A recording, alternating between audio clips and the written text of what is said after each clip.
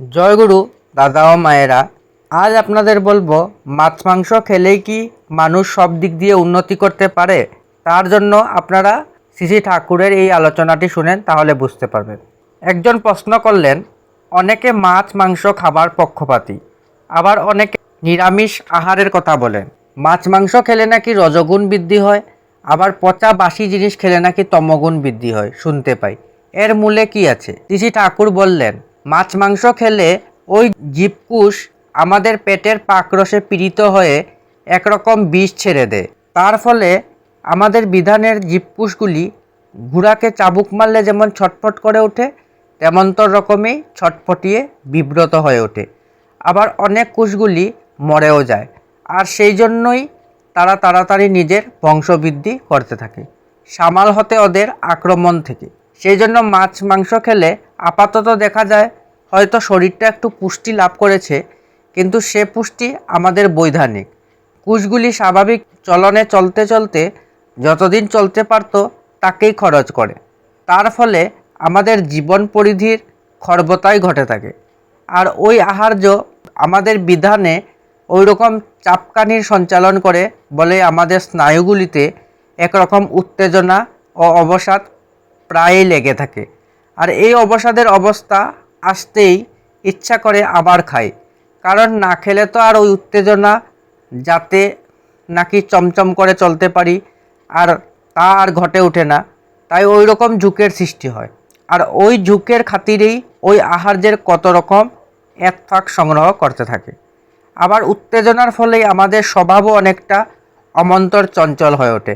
আর অতেই লোকে বলে মাছ মাংস আহার করলে রজগুণী হয়। রজগুণের প্রধান গুণেই হচ্ছে কঠোর অনুরাগ বা আসক্তি, যা নাকি কিছুতে দমিত হতে চায় না। আর তারই ফলে সে অত দক্ষ ক্ষিপ্রকর্মা অবিশ্রান্ত হয়ে ওঠে। এই হচ্ছে রজগুণের আসল যা তাই। মাছ মাংসের রজগুণ কিন্তু স্নায়ু ও মস্তিষ্ক কোষের দুর্বলতা থেকেই হয়ে ওঠে। তার সম্মুখে যাই কিছু আসুক, দুর্বলতা হেতু তাতেই অতি সত্বরেই রাঙ্গিয়ে ওঠে। আর এই রাঙ্গিয়ে ওঠার দরুন চলনও তেমন্তর হয়। নিরবিচ্ছিন্ন আসক্তি বা অনুরাগ, যা নাকি রজগুণের আসল প্রাণ প্রকৃতি, তা কিন্তু আমিষাহারী রজগুণে কিছুতেই হয়ে ওঠে না। সে ক্রমাগত কিছুতেই লেগে থাকতে পারে না। তার করার অভিযান কাটা কাটা, প্রত্যেক কিছু করার পরেই অবসাদ অবশ্যস্থাম্বী। তখন আবার তাকে চেতিয়ে তুলতে আবার ওই রকম বা তার চাইতেও উত্তেজিত করতে পারে, এমন তো আহারের নিতান্তই প্রয়োজন। আমিষাহারী যে যত বড়ই হোক না কেন, এ চরিত্র তার কিছু না কিছু থাকবেই। কিন্তু উপযুক্ত নিরামিষাশীদের ওসব কিছু নেইকো। আহার্য তাদের পেটের পাকরসে নিপীড়িত হয়ে কমই বিষ সৃষ্টি করে, আর যা করে তা বৈধানিক কুশের পক্ষে অতি তুচ্ছ করেই। আর সেই জন্য বৈধানিক কুশও তা হতে সহজভাবেই পুষ্টি পায়।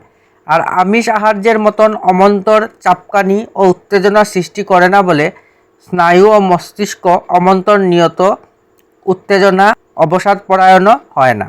তাই তাদের স্বভাবও প্রায়শ ওই আমিষহারীদের মতন রজগুণ সম্পন্ন নয়কো। তাদের একটা সব বিষয়েই অল্পই হোক বিস্তরেই হোক কেমন্তর লঘুয়া ভাব থেকেই যায়। আবার অমন্তর কোনো বিষয়ে তারা অতি সহজে অনুরঞ্জিত হতে চায় না।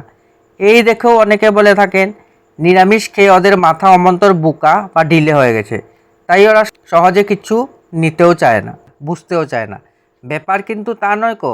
তাদের ভেতর একটা নিরপেক্ষ ভাব, স্বস্থ ভাব সহজত লেগেই থাকে বলে অমন্তর হয়ে থাকে। তারা যাই কিছু আসুক, ওই অমন্তর থাকার দরুন সমস্ত জিনিসটার অন্ধি সন্ধি দেখে ভেবে বুঝে তবে তাতে রঙিন হয়ে উঠতে চায়। আর ওই রকমে কোনো কিছুতে তারা রঙিন হয়ে ওঠে বলেই সেই রং তাদের সহজে ছুটে যায় না, লাগোয়া চলনেই চলতে থাকে। এসব ঘটে কিন্তু তাদের স্নায়ু ও মস্তিষ্ক কোষের সহজ সহ্যতা হেতুই। আর ওই বৈধানিক কোষগুলি নিয়ত অমন্তর বেতাল বিব্রতিকে চমকে থাকে না বলেই তাদের জীবন পরিধিও অটুট থাকে তো বটেই। তাছাড়া আড়তে যে বেড়ে ওঠে না তা নয়কো, বেড়েও যেয়ে থাকে। জীবনের চলনা যদি তাদের বাঁচা ও বৃদ্ধি পাওয়ার প্রতিকূল না হয়, তাই লোকে বলে থাকে সত্যগুণী হতে হলেই নিরামিষ আহারই শ্রেষ্ঠ। তাই শুনতে পাওয়া যায় আমিষ আহারী মনীষীরা অনেক সময় নিরবিচ্ছিন্ন লঘুয়া থাকতে হয় এমনতর কাজের বেলায় নিরামিষ আহারকেই তার অনুকূল বলে গ্রহণ করে থাকেন। এই তো হচ্ছে আমিষ নিরামিষ আহারের চুম্বক তাৎপর্য। আর পচা বাসি বিষ উদ্গারী কটু ঝাল অত্যন্ত উত্তেজক আহার্যকে তমগুণী বলে থাকে এই জন্যই, কারণ সেগুলি স্নায়ু ও মস্তিষ্কের অত্যন্ত অবসাদগ্রস্ত করে অলস অবশ করতে করতে জীবনকে খতমের দিকে টেনে নিয়ে যায়, তাই সেগুলোকে তমগুণী আহার বলে। তাই সাত্ত্বিক আহারেই যারা জানেন বা ভুক্তভোগী প্রত্যেকের মতেই জীবন অবিদ্যিত, সবার পক্ষে ইহা সমীচীন।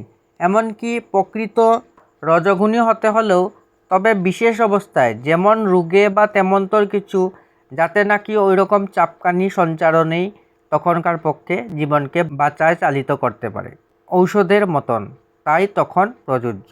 এটি শ্রী শ্রী ঠাকুরের গ্রন্থ কথা প্রসঙ্গে 2য় খণ্ড থেকে নেওয়া হয়েছে। জয় গুরু।